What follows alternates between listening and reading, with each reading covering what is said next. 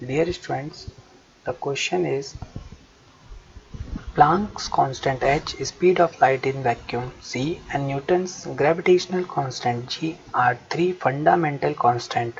Which of the following combinations of these has the dimensions of length? और option दिए गए हैं. First option है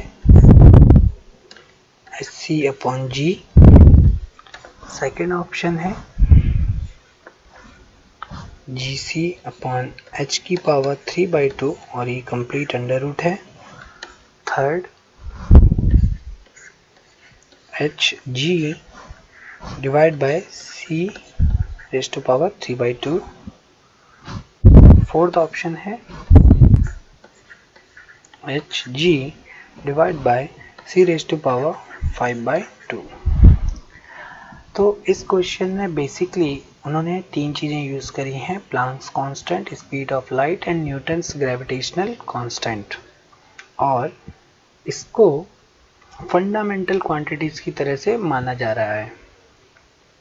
तो एच, सी एंड जी ये तीनों हमारे पास फंडामेंटल क्वांटिटी आ गई हैं.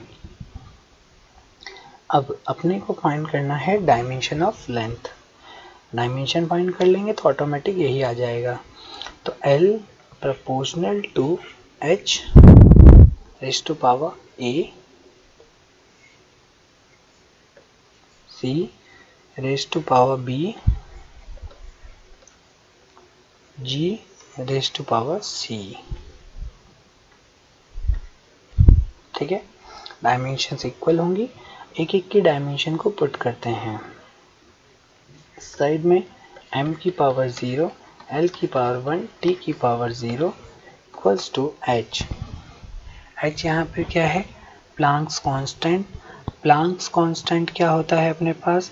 एनर्जी अपॉन फ्रीक्वेंसी, और इसकी डायमेंशन होती है m l2 t minus 1.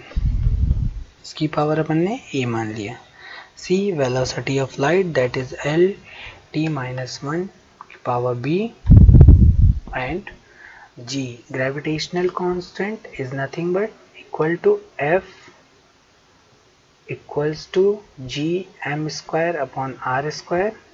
so g की वैल्यू हो जाएगी f r square upon m square means m की पावर -1, l की पावर 3, t की पावर -2. इसकी पावर कितनी हो गई? c. अब LHS और RHS में M, L और T तीनों की पावर्स को इक्वल करते हैं.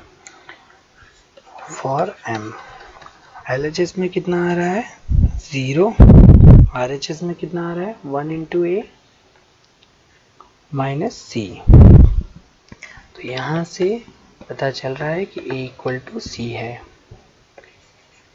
फॉर L LHS में कितना है L का वैल्यू? 1. RHS में देखते हैं 2 into A plus B plus 3C. For T के लिए अगर देखें तो यहाँ पे 0 है. 0 RHS में कितना आ रहा है? -A minus B minus 2C. ठीक है. अब यहाँ पे 3 वेरिएबल्स इक्वेशन है, तो इसको सॉल्व करने के लिए अपन क्या करेंगे? a इक्वल्स टू c को इन दोनों में पुट कर देते हैं और नई इक्वेशंस लिखते हैं. l वाले के लिए इक्वेशन लिखेंगे a इक्वल्स टू c रख देते हैं, तो 2a प्लस 3a. ठीक है, 2a प्लस 3a मतलब 5a. 2a plus 3a is equal to 5a plus b. तो नई इक्वेशन हमारे पास एक ये बन जाएगी 5a plus b equals to 1. अब इस वाली इक्वेशन में पुट करते हैं. ये माइनस a है, ये 2c है, तो c की जगह अपन क्या रख देते हैं? a. तो ये क्या हो जाएगा? 2a. तो ये हो जाएगा माइनस 3a माइनस b.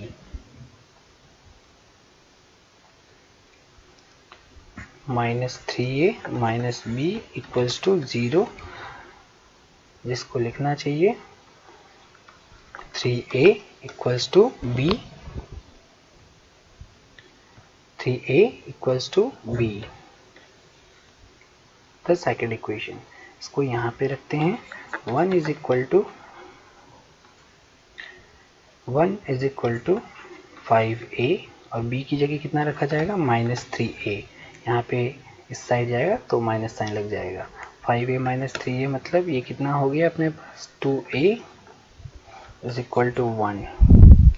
तो हमें a की वैल्यू मिल गई है। a की वैल्यू कितनी है, 1/2। और सिमिलरली c और a की वैल्यू बराबर थी, तो c की वैल्यू भी कितनी हो गई है, 1/2। b की वैल्यू फाइंड करनी है, तो यहाँ पे रख देते हैं कि b इक्वल टू -3a,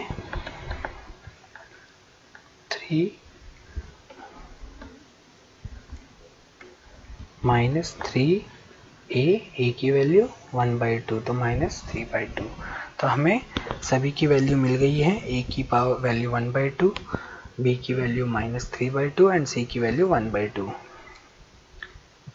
तो यहाँ देखें कि l बराबर अपन ने h की पावर a माना था, c की पावर b और g की पावर c। तो यहीं पे इसको पुट करते हैं। l h की power a, velocity of light जिसकी पावर b थी,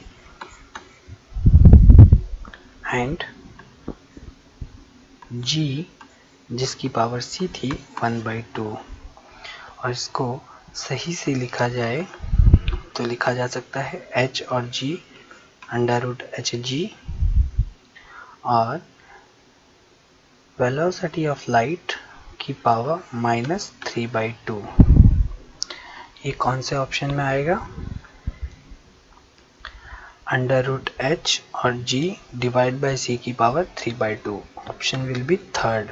so correct answer is option 3।